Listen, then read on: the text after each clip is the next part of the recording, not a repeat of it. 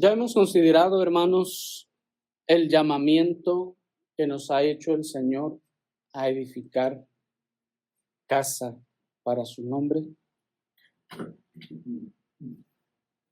Ese llamamiento a actuar en pro de la construcción de la casa del Dios viviente, columna y apoyo de la verdad. Y hemos visto ya cómo debemos despojarnos de los obstáculos que nos impiden el poner manos a la obra en esta tarea. Y sin embargo, hermanos, por si esto no fuera suficiente, se nos deja también una promesa y grandes alicientes para nuestra labor.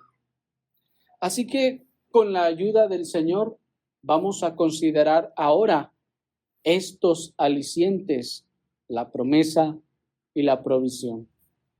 Consideremos primeramente la promesa, hermanos, y les invito a que me acompañen nuevamente al libro del profeta Ageo en el capítulo 2, en el versículo 1 al 5. El libro del profeta Ageo en el capítulo 2, en el versículo 1 al 5, dice la palabra del Señor.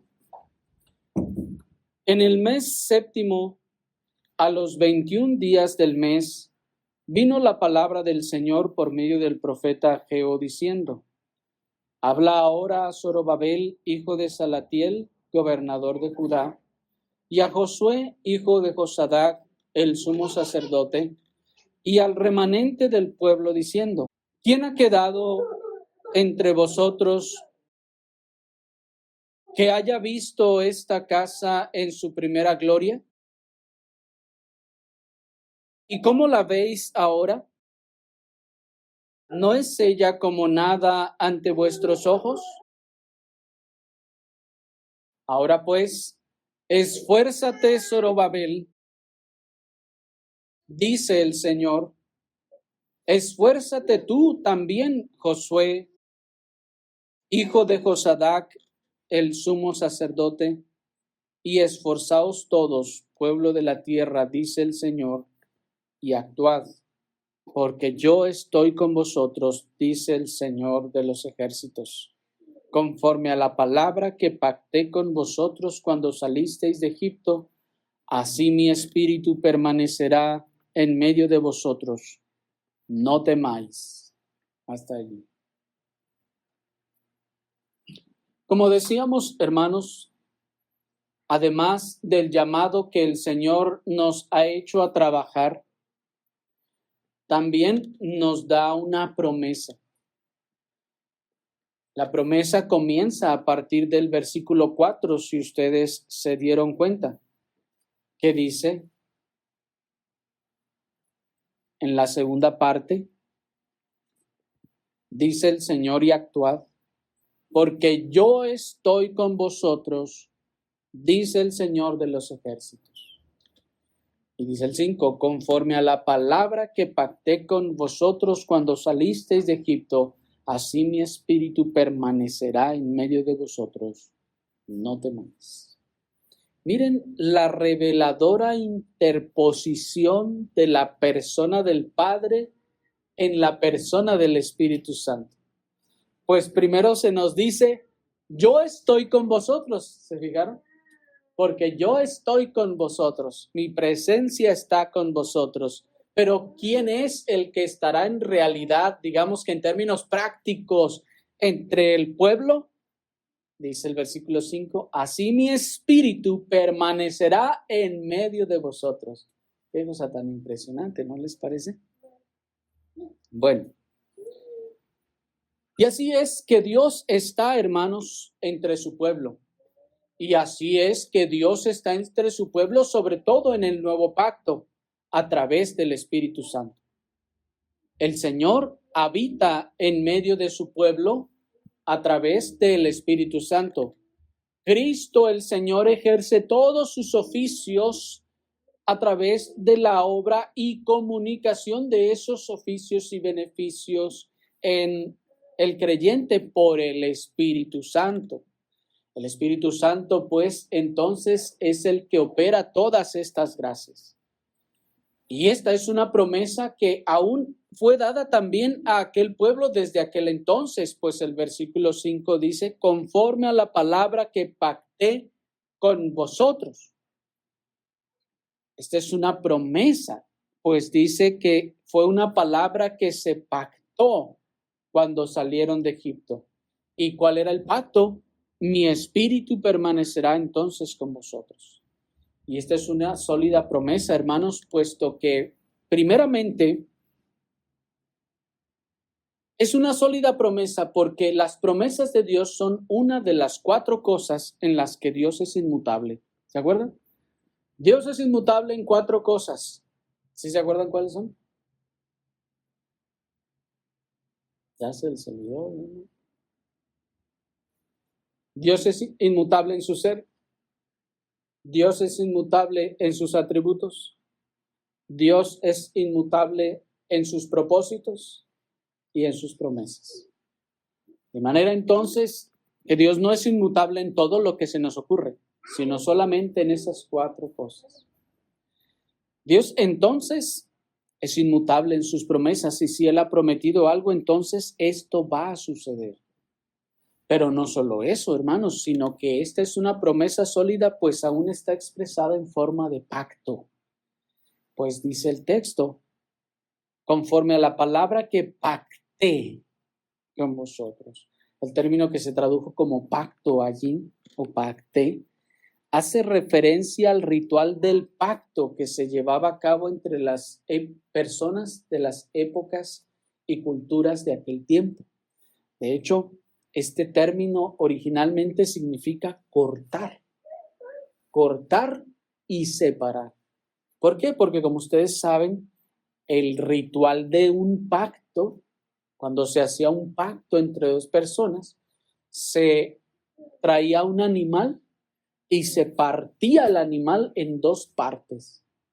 Y se ponía una parte a un lado y otra parte a otro lado. Y las personas que iban a hacer el pacto caminaban por entre los animales divididos, ya fuera uno o varios separados así en hilera, y caminaban por allí y mientras caminaban iban diciendo el pacto. Y en ocasiones solían decir, así me haga el Señor, así como esos animales que están ahí. Así me haga el Señor y aún me añada si yo rompo este pacto. Ese era un pacto. Esa era palabra, hermanos. Eso era tener palabra. No como hoy en día, ¿verdad? Porque se decía que el Señor me parta si yo rompo este pacto. Me haga como a esos animales que están ahí cortados a la mitad y divididos en 2, muertos. Todos destripados, imagínense. Ese es el sentido del ritual del pacto. Y miren cómo el Señor condesciende con esa figura y dice, yo hago pacto con ustedes. Eso es impresionante, hermanos. Pero, ¿en qué consiste este pacto o esta promesa? Nos dice en que así como mi espíritu estuvo con ustedes cuando salieron de Egipto, dice el Señor, así permanecerá ahora en estas circunstancias en las que ahora se encuentran. Está diciendo, miren, el Señor, yo los saqué de Egipto y no los saqué con poder. No estuvo mi espíritu con ustedes. No hice un pacto y lo cumplí y los saqué de Egipto. Pues así como yo los saqué y operé en ustedes por el Espíritu Santo, así este Espíritu estará con ustedes.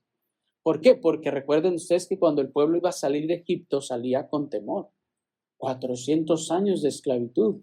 Todos ellos sin excepción, nacieron en la esclavitud. Nacieron siendo esclavos, no sabían otra cosa. De hecho, como se dice incluso en algunos lugares, ni siquiera se sabía ser libre.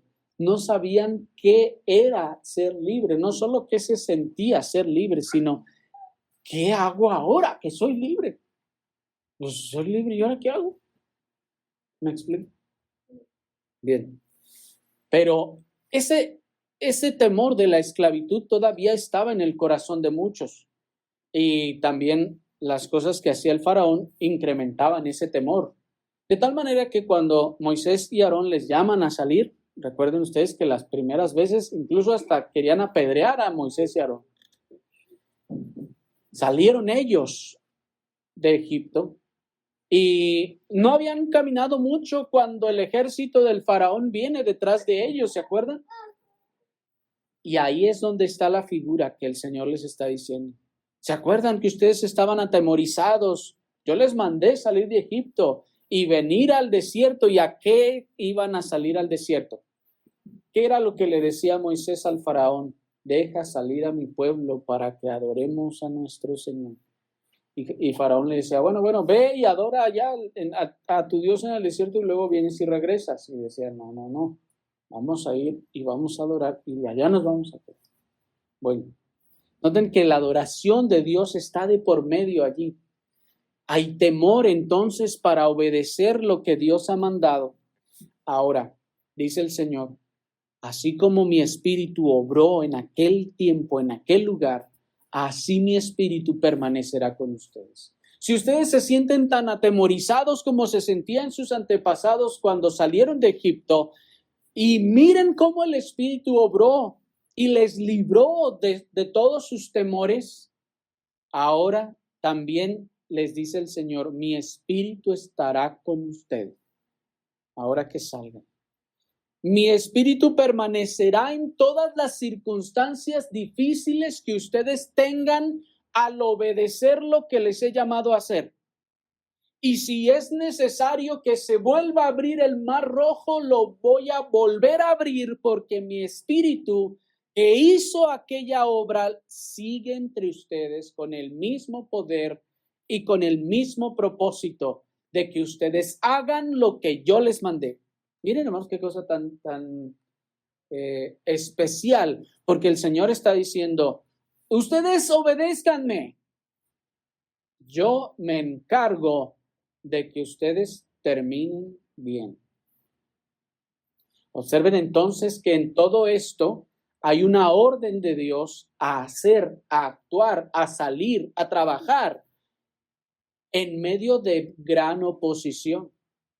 Pero el Señor sabe que hay oposición y por eso Él provisiona y nos da su espíritu y promete que el espíritu estará. De manera que el Señor, observen que está haciendo un paralelo entre las circunstancias aflictivas que estaba viviendo la nación cuando estaba saliendo de Egipto con la opresión que ahora ellos estaban viviendo en sus circunstancias actuales.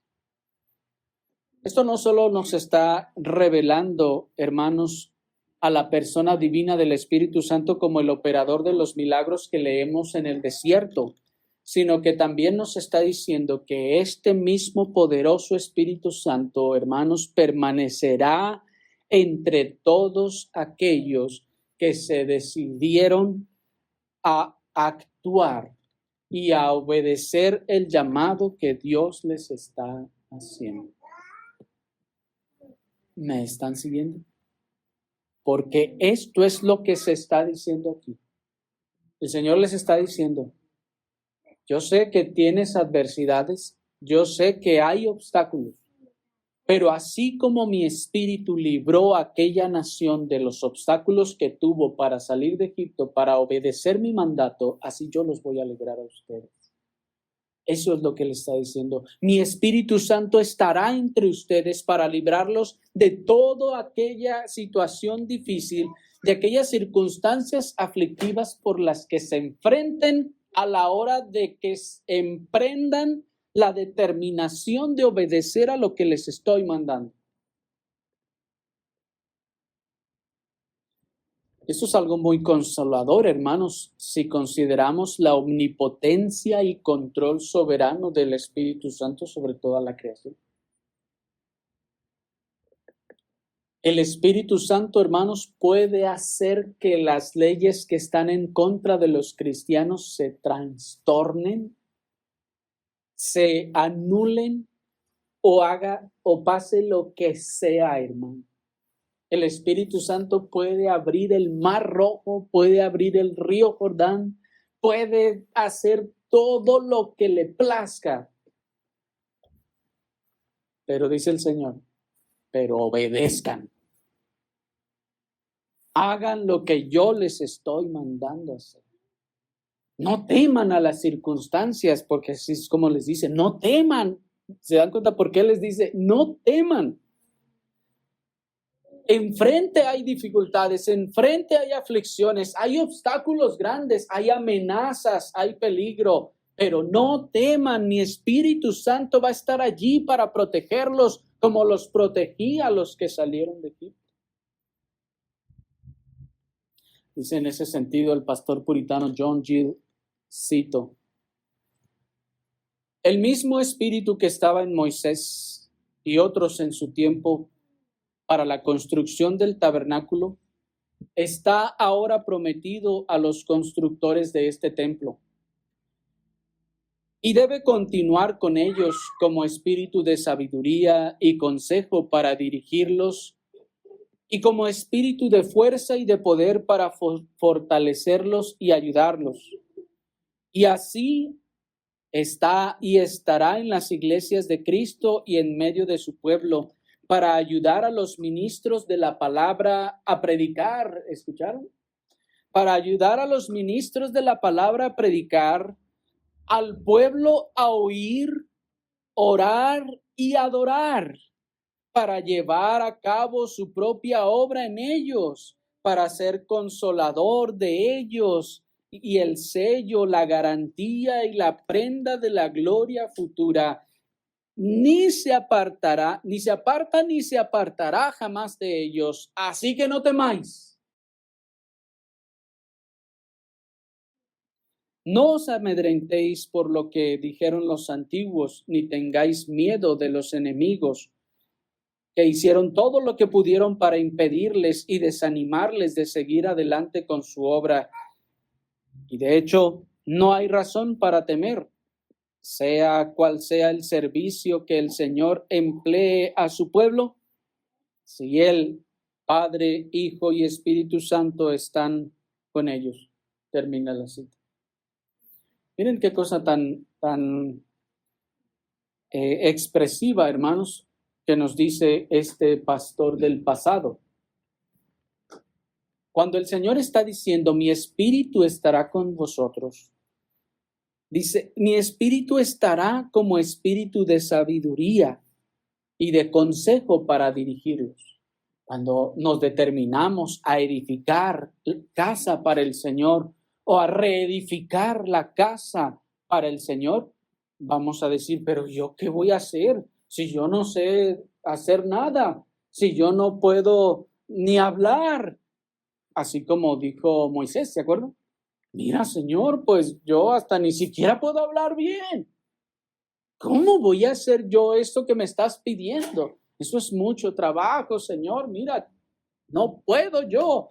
Por eso dice el Señor, por eso mi espíritu va a estar entre ustedes. Ese espíritu que les va a dar sabiduría y les va a dar consejo para dirigirlos. Pues que ya cuando empecemos ya no voy a saber ni qué hacer, ya no voy a saber cómo hacerle aquí, cómo hacerle allá, qué decir, qué responder. El Señor dice, mi espíritu va a estar allí. Eso es lo que te estoy prometiendo. Tú ve y hazlo. Y yo te prometo que mi espíritu estará allí ayudándote a edificar, así como lo estuvo con aquellos que salieron de Egipto. Ese espíritu fortalecerá y ayudará. Pero ¿y qué vamos a hacer cuando veamos que somos tan poquitos y nos llega el desaliento? Mi espíritu fortalecerá. Mi espíritu los ayudará a seguir caminando. Pero ¿y qué vamos a hacer si no tenemos quien predique o quién va a hablar, quién va a predicar? Dice el Señor, mi espíritu capacitará, mi espíritu dará palabra. Ustedes pónganse a hacer lo que les estoy mandando. Para eso está prometido el espíritu, para suplir y proveer en todas las cosas que son necesarias. en la profecía el Señor les dice, mía es la plata, mía es el oro, como diciéndoles, ustedes que dicen o están poniendo como pretexto que no tienen dinero para edificar, yo lo tengo todo. Determínense ustedes y lo demás, yo lo voy a hacer. Pero, ¿y qué vamos a hacer entonces con los demás hermanos? No me van a querer oír, no me van a querer escuchar. Dice también el pastor del pasado, el Señor enviará su espíritu para obrar en el pueblo, para que el pueblo oiga. ¿O acaso son nuestros argumentos los que hacen oír al pueblo? ¿Es nuestra buena retórica lo que hace oír al pueblo? No, hermanos, es el Espíritu de Dios. Es el Espíritu Santo que usa nuestras torpes palabras, la forma que lo decimos hasta medio chueco o incomprensible, y el Espíritu hace entender a la mente y al corazón. Por eso dice, mi Espíritu va a estar con ustedes en la edificación de la casa de Dios. No teman emprender, no teman empezar. Mi Espíritu va a estar con ustedes. Pero ¿cómo le vamos a hacer en la adoración? ¿Cómo le vamos a hacer en el culto? Mi Espíritu les va a dar todo lo que necesiten. Por eso esa expresión tan consoladora, no temáis, no temáis. Lo que haga falta, dice el Señor, yo lo supliré. Lo que haga falta lo suplirá el Señor porque es su obra y no la nuestra, hermanos. Es su obra y no la nuestra. Él nos está mandando entonces a emprender la obra de la construcción de su casa de adoración. Y Él no solo nos proveerá de lo necesario, sino que nos protegerá de los peligros y de los enemigos para que hagamos lo que Él nos ha mandado. No solo nos proveerá de lo necesario, sino también nos protegerá de los peligros, hermanos, para que hagamos lo que nos mandó. Así que debemos estar seguros de que el Señor tiene mucho mayor interés en la edificación de su casa que el que nosotros podamos mostrar. ¿Quién creen ustedes que está más interesado en esto? ¿Ustedes o el Señor? Y si Él está de por medio, si Él nos está llamando, nos está diciendo, yo voy a poner todo lo que se necesita.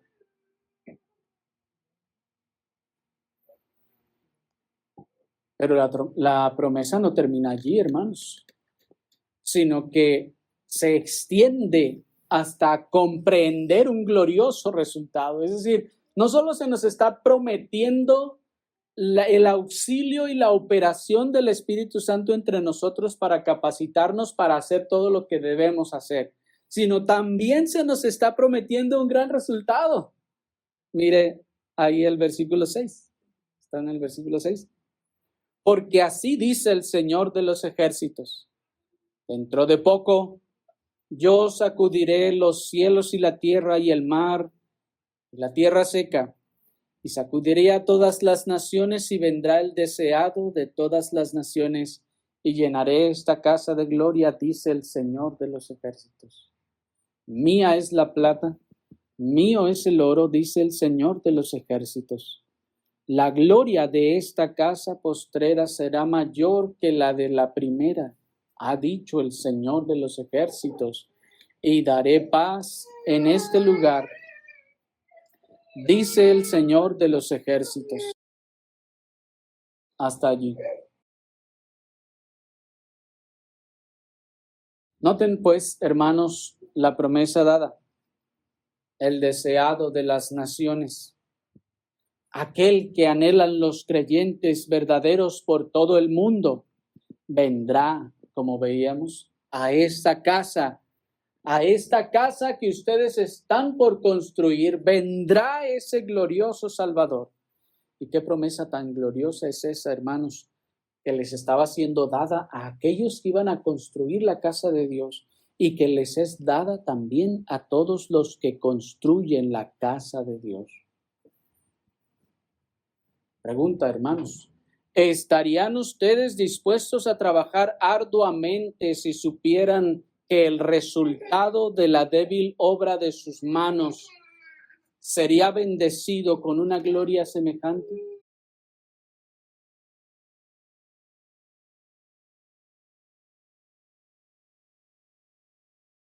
¿Estarían ustedes dispuestos a trabajar arduamente por esta labor, por esta obra, por esta construcción, si supieran que el resultado de la débil obra de sus manos sería bendecido con una gloria así?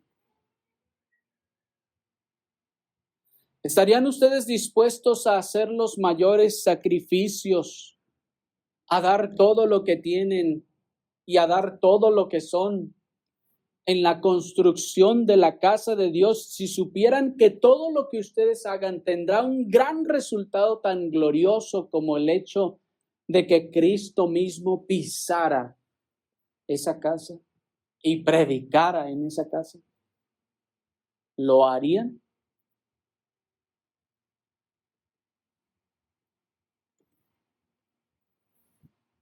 Pues les pregunto ahora, ¿acaso no saben que este es el privilegio del Nuevo Testamento? ¿Acaso no saben que este es el privilegio espiritual del Nuevo Testamento? Que Cristo vendría a pisar y predicar cada casa, cada iglesia edificada para su gloria y bajo sus términos. Porque la promesa en este caso para ellos, hermanos, para su tiempo, era que el Señor en persona, el Señor mismo vendría y estaría en esa casa y predicaría en esa casa que ellos iban a construir. Pero, hermanos, ahora en el nuevo pacto, ya que en la economía de las nuevas cosas, en la nueva institución eclesiástica, ya no es el templo de Jerusalén, la casa única de Dios a donde hay que acudir todos, sino ahora son las iglesias del Señor. Pregunta, ¿no es acaso también una promesa y una realidad para las verdaderas iglesias del Señor que Cristo viene a esas iglesias, está en esas iglesias y predica en esas iglesias? Lo es, hermanos, en un aspecto espiritual. Y a esto es a lo que somos nosotros llamados, a edificar una casa donde Cristo esté, una casa donde el Espíritu Santo haga su morada, una casa desde donde se predique la verdad, una casa desde donde se predique el verdadero evangelio, una casa, un faro de luz en donde se proclame el evangelio de Cristo. Somos llamados a edificar una casa de adoración espiritual para Dios, un edificio santo, como dice 1 Corintios 3:9. Por eso dice la profecía en el versículo 9, allí de Ageo 2. La gloria de esta casa postrera será mayor que la de la primera. ¿Se fijan? Ha dicho el Señor de los ejércitos, y daré paz en este lugar, dice el Señor de los ejércitos. ¿En qué será mayor la gloria de esta casa postrera? ¿En qué será más grande? ¿En que ahora tendrá paredes de oro?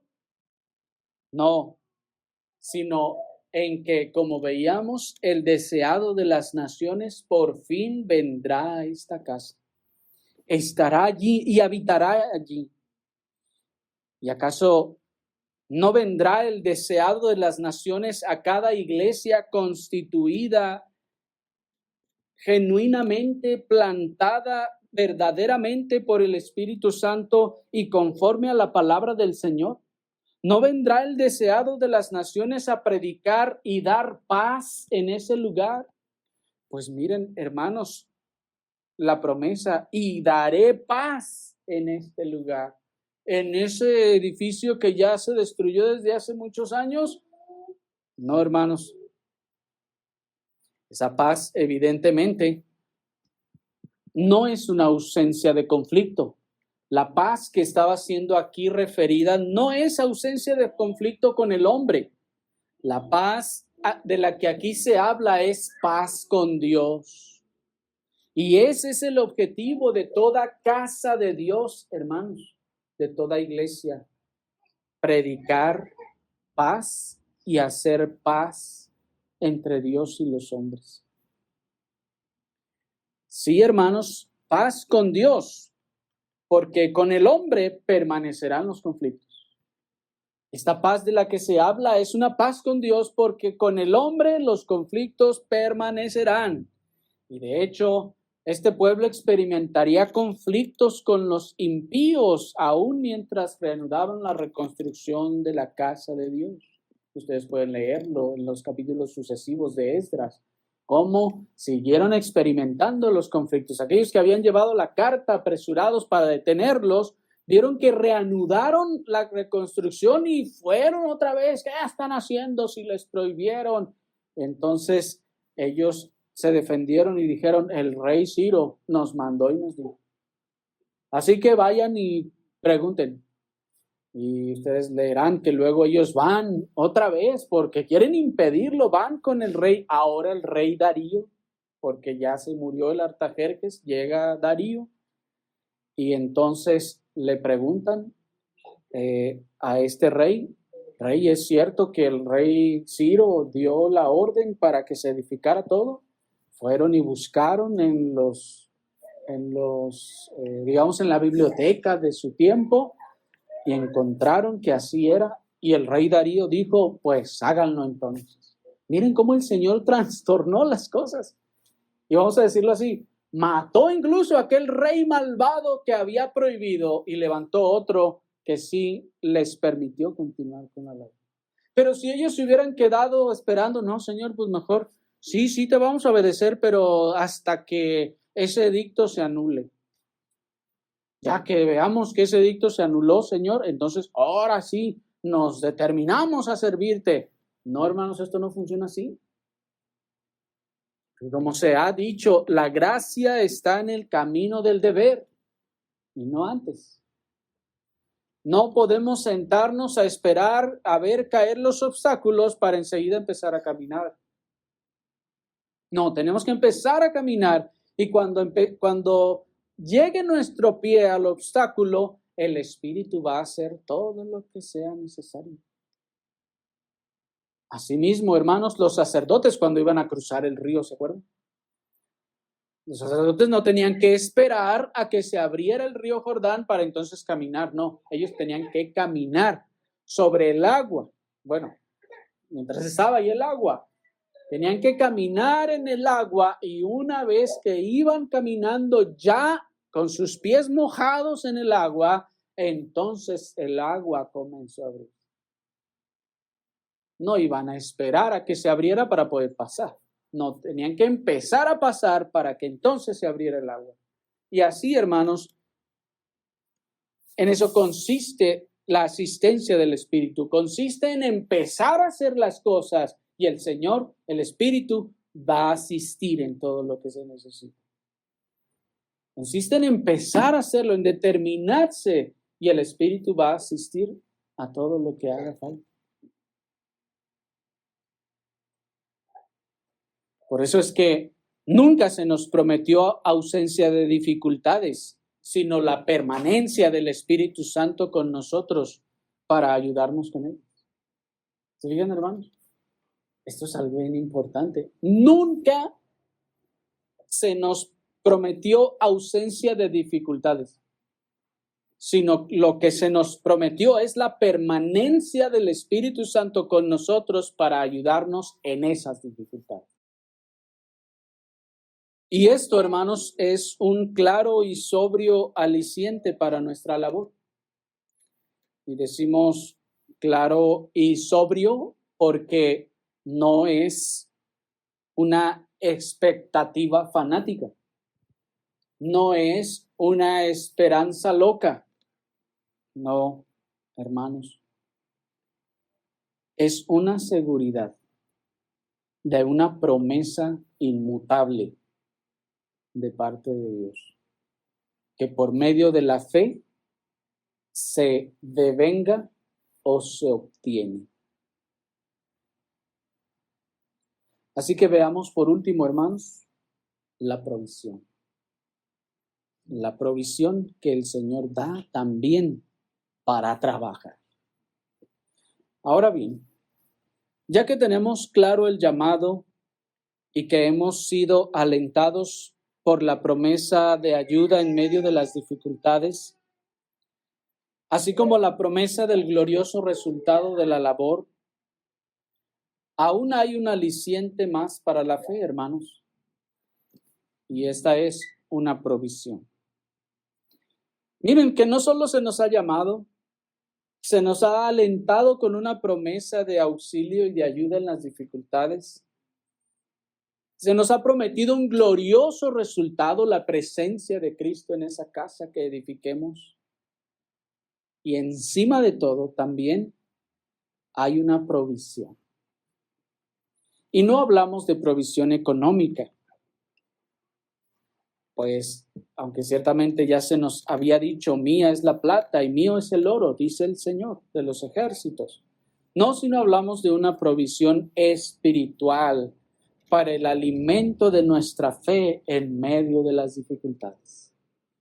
El Señor, otra vez, nunca nos prometió no va a haber dificultades. No, lo que nos prometió es habrá gracia, fortaleza y poder para andar en esas dificultades. Y esa provisión espiritual la encontramos en la carta a los Hebreos en el capítulo 12. Acompáñenme a la carta a los Hebreos en el capítulo 12 y vamos a leer del versículo 1 al versículo 3. Hebreos capítulo 12, versículo 1 al 3. Dice la palabra del Señor. Por tanto, viéndonos también rodeados de tan grande nube de testigos, despojémonos de todo peso y del pecado que tan fácilmente nos asedia, y corramos con paciencia la carrera puesta por delante de nosotros, mirando a Jesús, el autor y consumador de la fe, quien, por el gozo que le fue puesto delante de él, soportó la cruz, menospreciando la vergüenza, y está sentado a la derecha del trono de Dios. Considerad, pues, a aquel que soportó tal contradicción de pecadores contra sí mismo, para que no os fatiguéis ni desmayen vuestras mentes. Hasta allí. Lo primero, hermanos, que debemos tener presente al venir a este pasaje es que la figura que se nos presenta aquí como metáfora en este argumento son los juegos en los estadios. Sí, hermanos, todo lo que se nos acaba de decir es una figura clara de los juegos que se hacían entre los griegos y luego los romanos en los estadios. Esas competencias de donde vienen los llamados Juegos Olímpicos, en donde las personas competían en el estadio, corrían ante la mirada de todo el público. Esto no solo por todo el lenguaje que leemos en la porción, sino también porque el término griego que se tradujo como carrera, la carrera que se nos es puesta por delante, es el término griego agón, que significa asamblea o competencia, es decir, una asamblea para competencia. De hecho, algunos traducen eso como arena o como estadio. De manera entonces que de entrada nos está figurando, hermanos, el escenario de que como nos está diciendo, imagínense ustedes que nosotros estamos en un estadio donde vamos a correr una carrera. Esa es la figura que se está planteando aquí. Así que lo primero que nos está estableciendo el texto es que primero estamos en ese estadio y que se nos ha puesto una carrera por delante. El término que se traduce como carrera también se puede traducir como lucha, dado que lo que se hacía en esos estadios muchas veces era carrera, otras veces era lucha. De manera que ambas cosas están contenidas en el mismo término original. Así pues, hermanos, lo que se nos está diciendo, el Señor nos está diciendo, miren, ustedes están en un estadio y se les ha puesto por delante una carrera de obstáculos que tienen que correr. Y al igual que a nuestro Señor Jesucristo, hemos sido puestos en este mundo y se nos ha puesto una carrera por delante, porque noten ustedes que al expresarse sobre el Señor, lo menciona de la misma forma. Dice, mirando a Jesús, el autor y consumador de la fe, quien por el gozo que le fue puesto delante, ¿se fijan? Soportó la cruz. La figura es la misma. Nos está diciendo, miren al Señor también se le trazó un camino y se le dijo, mira el gozo que está allá, vas a tener que pasar todos estos obstáculos y todo este sufrimiento para obtener aquel gozo. Camínalo. Y el Señor lo caminó, lo que nos está diciendo.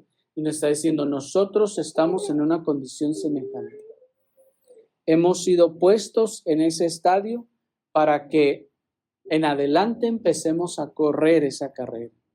Fuimos comprados por un gran pago y el propósito divino nos colocó en la arena del estadio, en la arena del desierto de este mundo para correr y luchar la carrera que nos ha sido puesta por delante. Para correr y luchar la labor que se nos ha puesto por delante. Para llevar a cabo la tarea que se nos ha puesto por delante a los creyentes en esta tierra. Hemos sido puestos en la arena del estadio de este mundo ante una grande nube de testigos. ¿Observan la figura? Porque eso es lo que el texto está diciendo. Viendo, dice, por lo tanto, viéndonos también rodeados de una grande nube de testigos, de tan grande nube de testigos, despojémonos de todo el peso y del pecado que fácilmente nos asedia y corramos con paciencia la carrera puesta por delante de nosotros.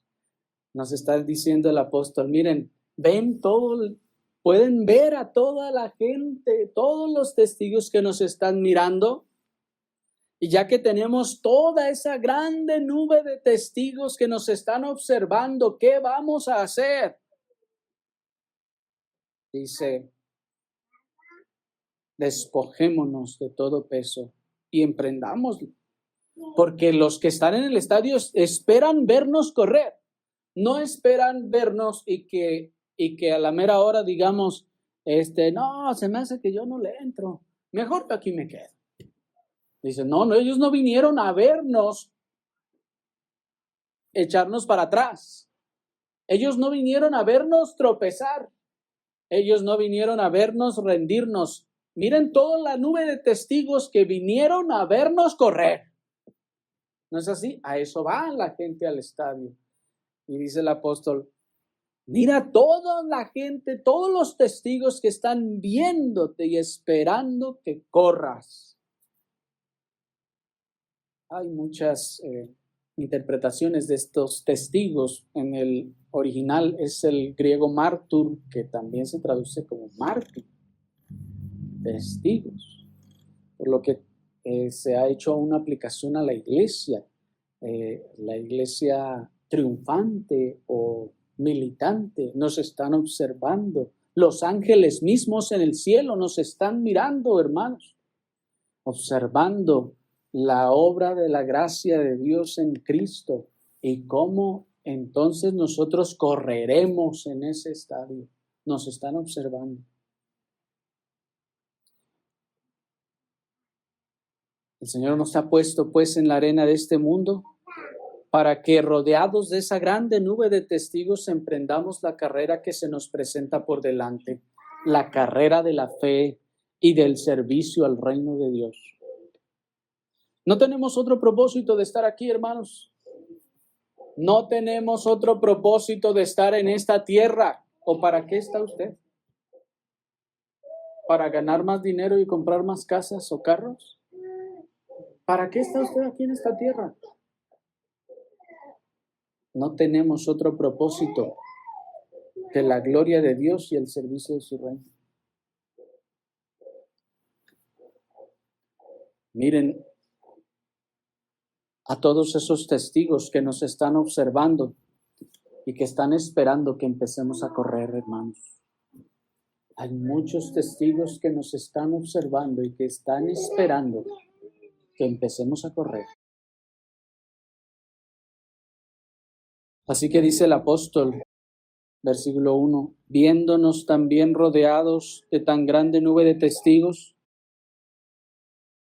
despojémonos de todo peso y del pecado que tan fácilmente nos asedia y corramos con paciencia la carrera puesta por delante de nosotros. ¿Qué nos dice el apóstol que debemos hacer? Ya tenemos toda esa nube de testigos mirándonos. ¿Qué hay que hacer ahora? Dice el apóstol, determínense a correr. Determínense a correr, dice el apóstol. ¿Y cómo nos vamos a determinar a correr? Bueno, lo primero es despójense de todo peso. Despójense de todo lo que les estorbe para poder correr con todas las fuerzas que tengan. Y también del pecado. Pero veamos primero qué es despojarse de todo el peso. Despojarse de todo el peso, hermanos, como veíamos ya, es despojarnos de todo obstáculo que ya sea en la mente o en las emociones nos impida el actuar y nos impida emprender la carrera. Si el que va a correr llega con un montón de cargas, trae su mochila, trae su estandarte, trae muchas cosas, pues debe despojarse primero de todo lo que trae y alistarse para correr. Y es lo que veíamos que el Señor les dice a la nación: esforzaos, sobrepónganse a todo eso, o es decir, despójense de todo obstáculo que ya sea que esté en su mente. Si tienen obstáculos en sus emociones, despójense de los obstáculos de las emociones, todo lo que les impida el actuar, todo lo que les impida el obedecer a lo que Dios ha mandado, despójense de ello, dice el Señor. Debemos despojarnos entonces, como vimos, del temor. Del temor a lo que sea, qué va a pasar, cómo le vamos a hacer, esto o lo otro. Debemos despojarnos también del temor del hombre.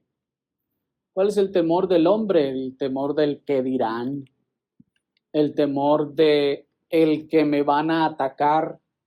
Debemos despojarnos del temor de lo que aquel me podrá hacer o criticar o lo que sea. Debemos despojarnos, dice, de ese temor también para poder empezar a correr. Debemos despojarnos de la flojera, porque sí, la flojera es otro obstáculo. Ese estado de confort, ese estado de flojera, hermanos. Ese estado de flojera en el que no queremos levantarnos porque es más a gusto, está más a gusto que todos los demás lo hagan. Es más cómodo que alguien más se pare a hacer las cosas. Es más cómodo esperar que otros hagan las cosas mientras yo sigo aquí sentado. Que me tengan paciencia. No me tienen paciencia, decía aquel. No, que me esperen, yo todavía me falta mucho a mí. No, pues yo creo que ya más adelante, sí, tal vez. No, hermanos, eso es flojera en muchos casos. Es flojera. Me da flojera hacerlo y pongo como excusa mi condición, mi situación o lo que sea. ¿Por qué? Porque muchas veces, como sabemos que eso implica una santificación y vamos a ver que lo exige, decimos, no, pues si me va a exigir eso, pues yo sé que yo no ando muy bien y me falta, no, mejor ya que avance más en santificación, entonces, ahora sí. Pero hermanos, esto no se trata de eso. El Señor no dice, lleguen a la conformidad perfecta de la imagen de Cristo y entonces ahora sí, determínense a hacer algo. No, hermanos, el Señor no exige esa perfección para que comencemos a servirlo. Es a través de ese servicio que el Señor irá obrando y perfeccionando en su gracia en nuestros corazones. Otra cosa de la que debemos despojarnos es de la negligencia, hermanos, porque la negligencia es como la flojera. Bien podemos, pero lo dejamos para después. Mejor luego. Ahorita no. Estamos ocupados. Hay mucho que hacer. Hay otras cosas que hacer, etc. Pero también, hermanos, debemos despojarnos de la reacción pecaminosa de no trabajar porque nos sentimos indignos de tal llamado. Voy a repetir eso. También debemos despojarnos de la reacción pecaminosa de no trabajar porque nos sentimos indignos del llamado que se nos hizo. Sí, hermanos, hay una reacción pecaminosa o puede haberla cuando nos sentimos indignos del llamado.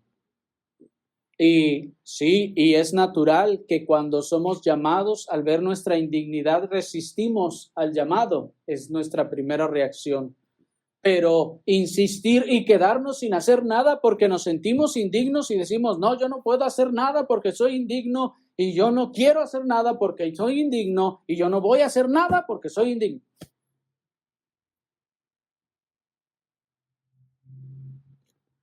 Hermanos, esa ya es una reacción pecaminosa, porque si el Señor está mandando, no es que el Señor se le olvidó que yo era indigno. Si el Señor me está mandando, no es que se le olvidó y yo tengo que recordarle, Señor, pero acuérdate que yo soy indigno, y diga el Señor, de veras, no me acordaba, qué bueno que me acordaste. Entonces no. ¿Creen ustedes que el Señor va a actuar así? ¿Qué clase de Dios sería ese? El Señor ha llamado, hermanos. No es porque seamos dignos, y nunca lo seremos. Nos ha llamado es porque tenemos que hacerlo, porque nos va a santificar en el proceso. Porque, ¿acaso no somos todos indignos de todo esto? Claro que sí, somos indignos, pero aún así debemos obedecer al llamado y actuar.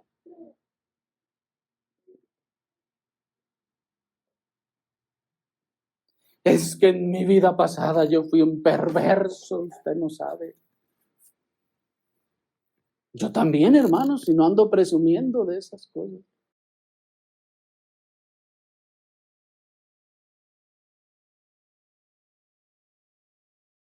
Aquí es donde está el perdón. Y aquí es donde está el testimonio del Espíritu Santo de que hemos sido perdonados.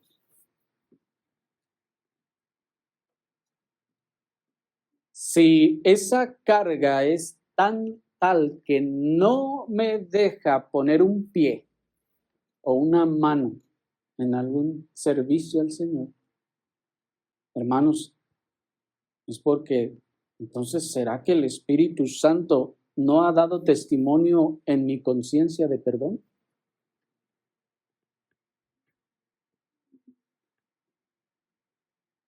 Piénsenlo. Porque si si el Señor nos ha salvado, debe haber testimonio del Espíritu Santo de perdón. Pero si yo todavía siento que no he sido perdonado, que todavía pesa sobre mí ese pecado, entonces eso sí es de preocuparse.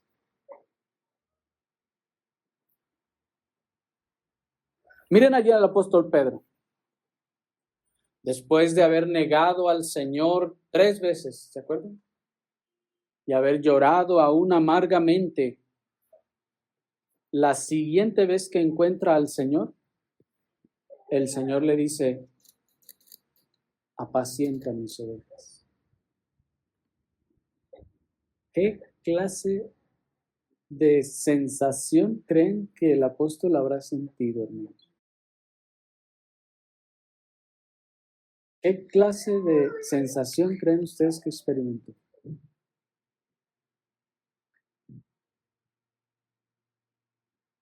Seguramente habrá pasado por su mente, Señor, todos aquí son más dignos que yo de hacer eso, Señor. Mira, pon a Felipe, pon a Mateo, pon a quien sea, Señor, menos a mí. Yo soy el menos indicado para esto.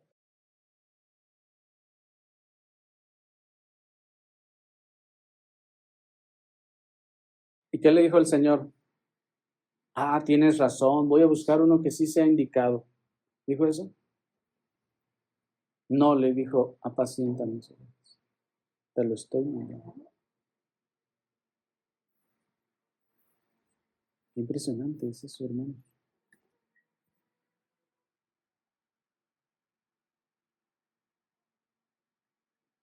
Debemos conservar ese sentido de indignidad, hermanos, pero no permitir que nos conduzca la desobediencia al llamado a trabajar. Debemos conservar ese sentido de indignidad, pero que no nos conduzca a la desobediencia. Despójense, dice el apóstol, de todos esos pesos, pues. Despójense de todas esas cargas que les impiden la agilidad para correr bien en el trabajo de la obra del Señor. Háganlos a un lado, dice el Señor. No dejen que les estorben para emprender la carrera que se les propuso por delante.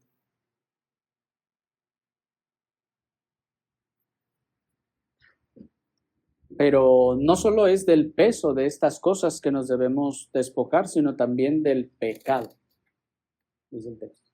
También del pecado. ¿Sí? Y del pecado, dice el versículo, que tan fácilmente nos asedia. El pecado es el mayor obstáculo del servicio al Señor, hermanos. No solo por la mancha, la corrupción que deja para poder presentarnos ante su presencia, sino también por la carga y la mancha en la conciencia. En ese sentido, el pecado, hermanos, es el elemento más efectivo para tapar la boca nuestra, para no hablar del Señor, para no testificar del Señor, para no servir al Señor, para no tomar cartas en ningún asunto. El pecado. Y ese pecado, a veces, esa culpa de pecado, a veces la confundimos con el sentido de indignidad. Son dos cosas diferentes. Esa culpa que aún sintamos que pesa sobre nosotros porque acabamos de pecar o es reciente. Sí, es otro de los grandes, si no el más grande de los obstáculos. Para nosotros, hermanos, para nosotros. Y es tan grande que dice el texto que fácilmente nos hace. O sea, dice el Señor, no necesitamos mucho, con poquito. Somos tan débiles que cualquier cosa nos va a tumbar. Cualquier cosa. Pero hermanos, hemos estado diciendo que la promesa es que el Espíritu Santo va a estar con nosotros y nos va a ayudar con todos los obstáculos, ¿no es lo que estamos diciendo? Ahora, si el pecado mío también es un obstáculo, pregunta, ¿no nos va a ayudar el Espíritu Santo también con mi pecado? ¿No me va a ayudar el Espíritu Santo también con mi pecado? Desde luego que sí, hermanos. Desde luego que sí.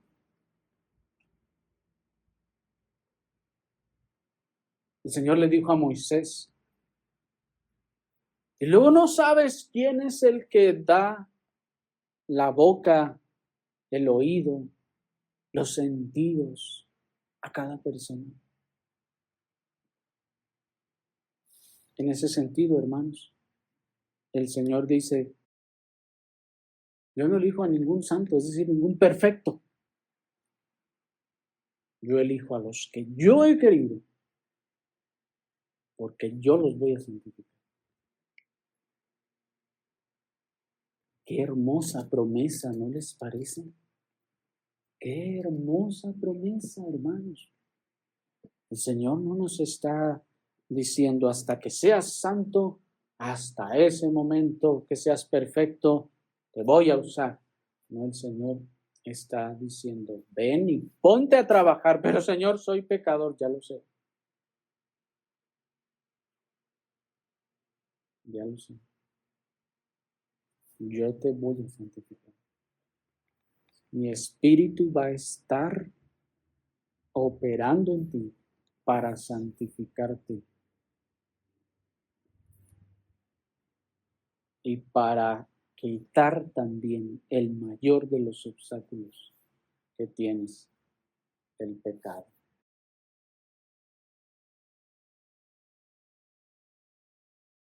Pero veamos ahora la forma de correr. Dice el texto, con paciencia.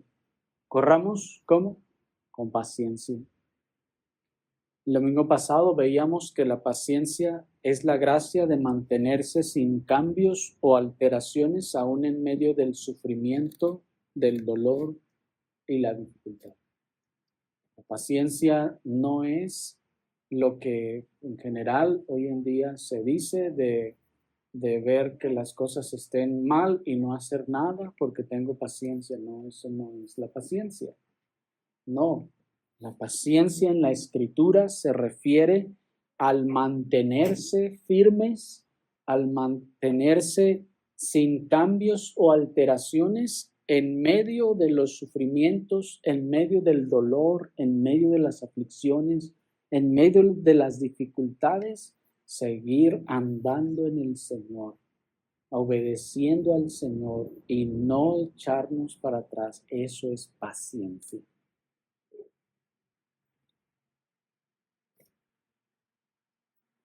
En esta carrera que nos es propuesta nos es indispensable esa paciencia. Porque como decíamos, el término que se tradujo como carrera también implica lucha. Y de hecho, ese término griego es la misma raíz de la palabra griega agonía. Es la misma raíz de la palabra griega agonía. Así que el Señor, como decíamos, ni en el presente ni en el pasado, nunca nos ha dicho que no tendremos problemas, sino al contrario, que los tendremos, pero que el Espíritu nos ayudará. Y miren por último, hermanos, el aliciente en el versículo 2. Mirando a Jesús, el autor y consumador de la fe, quien por el gozo que le fue puesto delante de él soportó la cruz, menospreciando la vergüenza, y está sentado a la derecha del trono de Dios. Considerad pues a aquel que soportó tal contradicción de pecadores contra sí mismo, para que no os fatiguéis ni desmayen vuestras mentes. Hasta ahí. Notemos, hermanos, cómo nos está diciendo el texto que vamos a caminar y a correr mirando a Jesús. No tenemos tiempo para mostrar las implicaciones de esta expresión mostrando a Jesús, pero solo diremos que es más que un ejemplo, es un contemplar a Cristo, la gloria de Cristo con el rostro descubierto de la fe. Mirar a Cristo Jesús en su gloria para ser así santificados. Y observen la orden. Es como si el apóstol dijera, deténganse a considerar detenidamente a Cristo.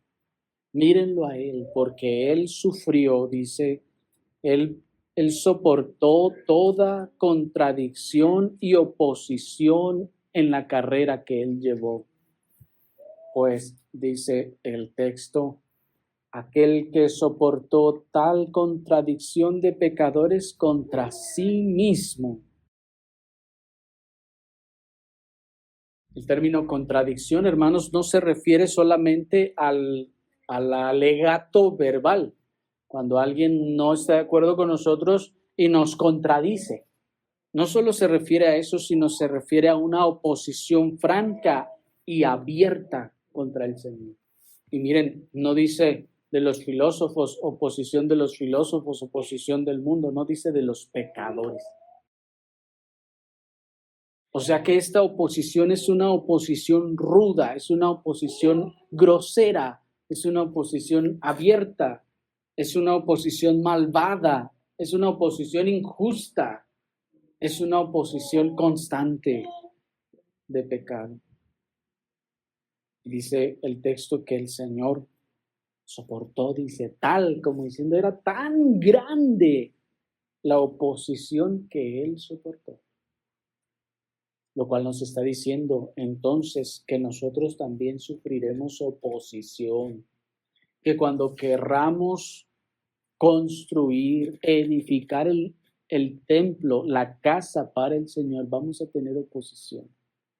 Oposición de adentro, oposición de afuera, oposición de los de cerca, oposición de los de lejos, oposición por todas partes, hermanos.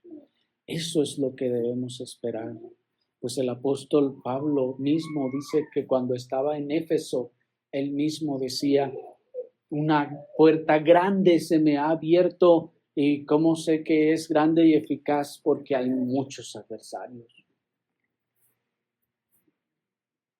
Como si dijera, entre más grande y eficaz es la puerta, más son los adversarios. Porque es una labor que está robando, está quitando terreno a Satanás, está destruyendo los castillos de las tinieblas. Y no podemos esperar que Satanás se quede quieto con eso. Es por eso que envía más de sus emisarios para hacer más oposición. Así pues, hermanos, sepan que hay un llamado, hay una promesa, hay también una gloria que se espera y hay también provisión en Cristo para al contemplarle y mirarle podamos caminar. El Espíritu Santo en nosotros para santificarnos, para fortalecernos, para guiarnos y para llevarnos a cumplir lo que se nos ha mandado. Oremos al Señor.